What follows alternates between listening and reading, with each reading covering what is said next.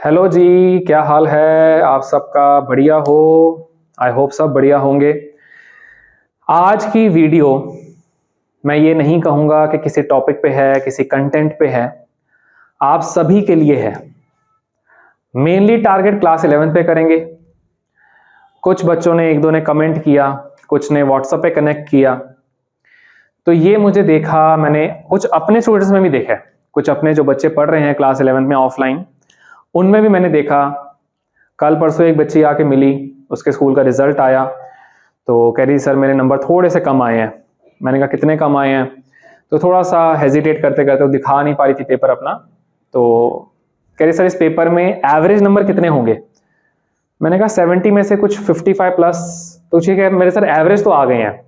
तो जब नंबर देखे तो उसके 57 ऑन 70 थे। तो चलो ठीक है, बहुत अच्छा स्कोर नहीं तो बहुत बेकार तो बिल्कुल भी नहीं है, काफी अच्छा स्कोर है, बहुत ही बढ़िया। ऐसे ही बहुत से बच्चों के रिजल्ट्स आने शुरू हो गए हैं। क्लास 11th आपकी खत्म हो गई है, पर क्लास 11th अच्छे रिजल्ट्स पे खत्म करने के बावजूद मुझे एक बात की पिंच हुआ।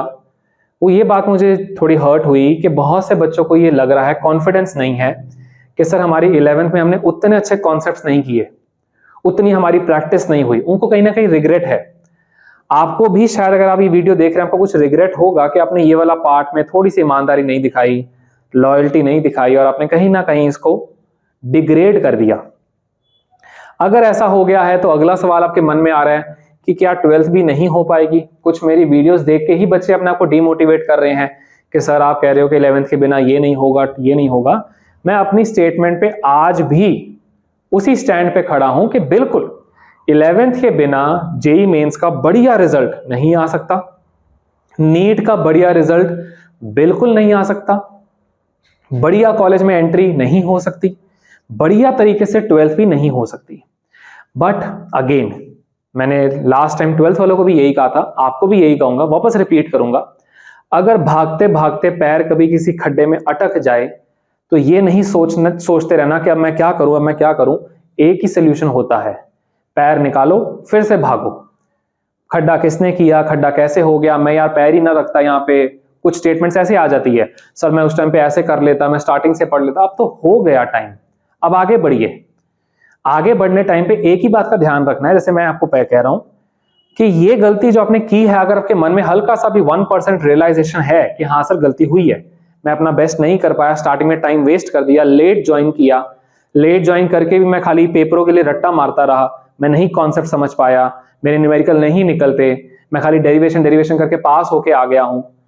अगर ये रियलाइजेशन है ना, तो from the very first day of 12th, मुझे नहीं पता आप जो ये वीडियो देख रहे हो कब देख रहे हो, आपके रिजल्ट्स आ गए या नहीं आए, 12th शुरू हो गई या नहीं हुई, बट मेरा मैसेज सिंपल है, जिस दिन जागे हो उसी दिन सवेरा है। अभी भी जाग जाओ, अभी से, आज से तुरंत शुरू कर लो कि हाँ हमने अब रियलाइज कर लिया है, अब आगे ये काम नहीं करना। जो पढ़ेंगे क्रिस्टल क्लियर करके पढ़ेंगे।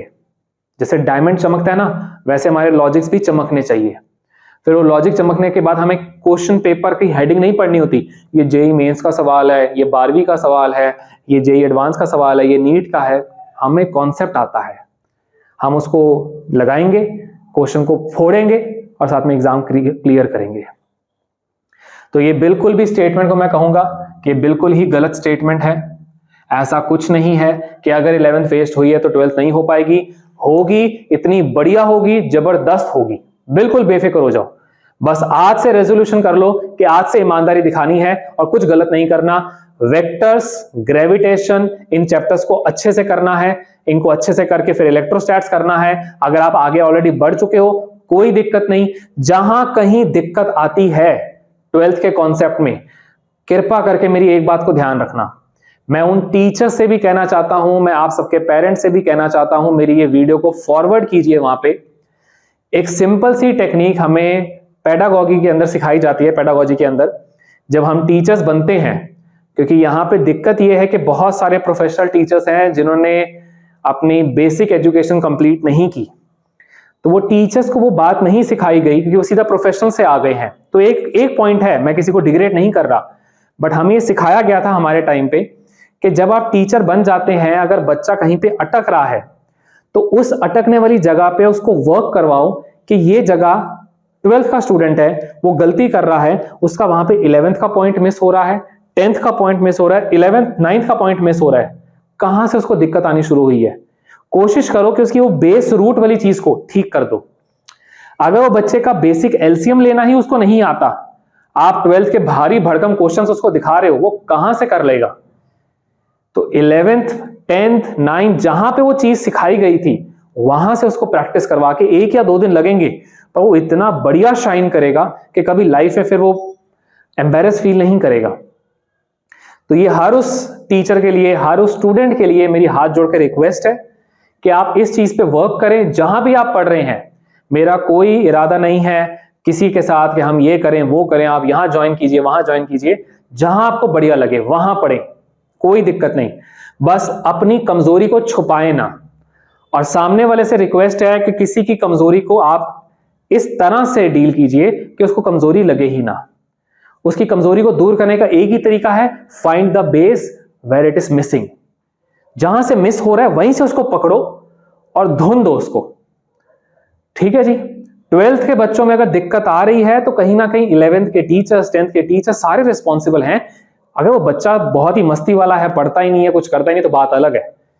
मैं किसी के अगेंस्ट नहीं हूं, मैं सभी के साथ हूं। मेरा एक ही मोटिव है, हम सब ने बच्चों को अपलिफ्ट करना है।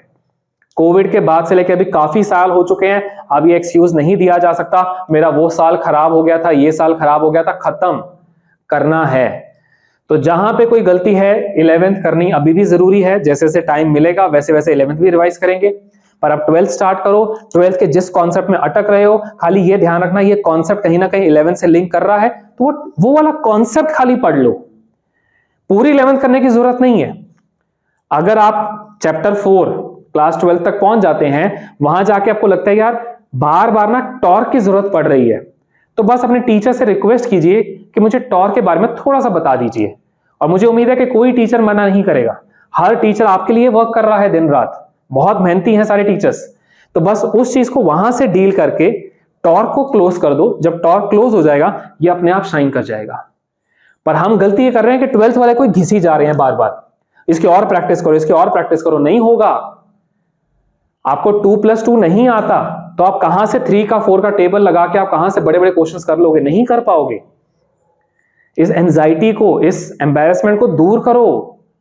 तो क्या हुआ? नहीं आता, नहीं आता तो ही तो आए सीखने। सिंपल। अपने आप को थोड़ा सा, कहते हैं ना, मन नीवा रखो। मतलब मन नीवा रखना है हमने, किसी के आगे ईगो नहीं दिखानी, बट हाँ जो चीज नहीं आती उसको एक्सेप्ट करना है कि ठीक है हम सीखने आए हैं यहाँ पे। ठीक है जी। तो जब आप सीखने आएंगे, सामने वाला सिखाने को तैयार होगा, रिजल्ट अपने आप आएगा। हर बच्चा अपना जब बेस्ट देगा तो आप खुद देखेंगे कि नंबर ऑफ फील्ड्स आपके लिए खुल जाएंगी, इतना कुछ ऑप्शन आ जाएगा कि ये जो वेस्टेड है ना, ये आपको लगेगा कोई बात नहीं, मैंने इससे बहुत कुछ लर्न कर लिया, ये वेस्ट करना भी मेरे लिए फायदेमंद था। क्योंकि जब जिंदगी में फेल हो गए तभी उसको करेक्ट करके टॉप करने की इच्छा आएगी।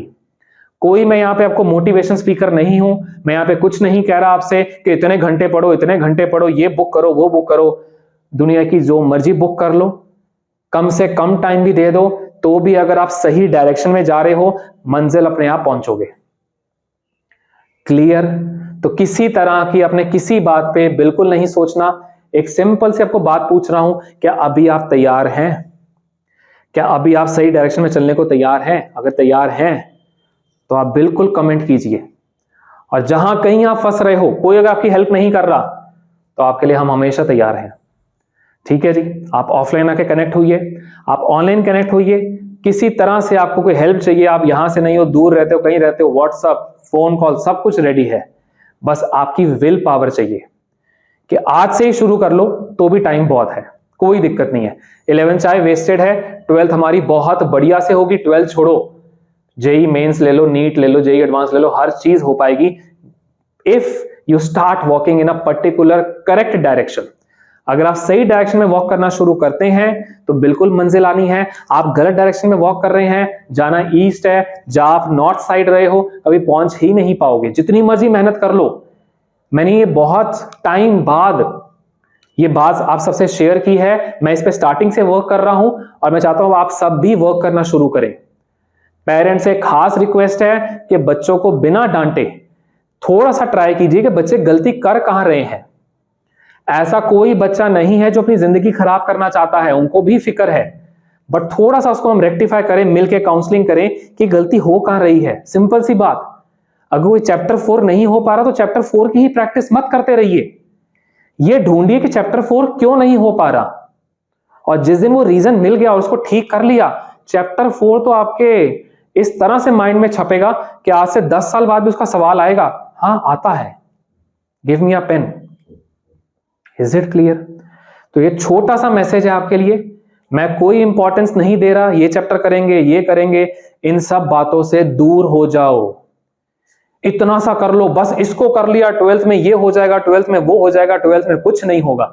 2025 का पेपर उठा के देख लो, सारे बच्चे रो रहे हैं जो ये बातों में आ गए थे। हमने किसी की बात में नहीं जाना, हमने अपने आप को सफाई अच्छे से रखना है। हमें क्लियर, सफाई का मतलब यहां पे क्या है कि किसी तरह का गलत काम नहीं सोचना, शॉर्टकट नहीं लेना। कोई यहां पे शॉर्टकट की जरूरत नहीं है, लॉन्ग कट है ही नहीं, छोटा सा रास्ता है, बस मेहनत करने के लिए तैयार हो जाइए। ठीक है जी, मुझे यहां पे कोई भी किसी को भी डिग्रेड नहीं करना, मेरा किसी के अगेंस्ट कोई कमेंट नहीं है। मैं क्लियर कट आप सबके अपने लिए और आप सबके लिए खुशियां देखता हूं कि आप सब अपना बेस्ट दें। और मेरा एक ही लाइन है लास्ट में कि जिस दिन जो बच्चा एग्जाम से आए वो स्माइल करता हुआ आए। मेरे खुद के जब छोटे कजन्स जब एग्जाम देने जाते हैं और मैं कभी उनको लेने जाऊं तो मैं एक ही बात कहता हूं, अगर मैं लेने आऊंगा ना, एग्जाम हॉल से बाहर आते हुए स्माइल करके आइयो, चाहे नंबर जितने मर्जी खराब हो, स्माइल नहीं जानी चाहिए। क्योंकि यार ये कोई हमारी जिंदगी का कोई भी एग्जाम लास्ट एग्जाम नहीं होता, हमें नहीं पता लास्ट डे हमारा कौन सा है। मैं नेक्स्ट वीडियो पे आऊंगा या नहीं आऊंगा मुझे नहीं पता। ठीक है जी, तो बस कोई टेंशन नहीं, ईमानदारी, ऑनेस्टी रखिए, अपने पेरेंट्स से कनेक्टेड रहिए, क्योंकि पेरेंट्स ही हैं जो आपके बेस्ट विशर्स हैं। वो कभी आपको गलत नहीं देखना चाहेंगे। हाँ, वो कभी डांट सकते हैं, पर वो डांट में भी प्यार ढूंढो, क्योंकि वो डांट आपको आगे बढ़ाने के लिए है। और पेरेंट्स से भी मेरी ये रिक्वेस्ट है कि आप कभी कोशिश कीजिए बिना डांटे सोचो कि कहां बच्चों ने गलती की है, उस गलती को ठीक कर लो, बच्चे अपने आप सही हो जाएंगे। बच्चे ही तो हैं, आप उनके लिए मुझसे बहुत बेटर सोचते हैं। ऑल द वेरी बेस्ट, अच्छे से करें, बिल्कुल ना घबराएं। ठीक है जी, मिलेंगे नेक्स्ट जगह। जो चीज है कमेंट कीजिए। All the very best, see you soon.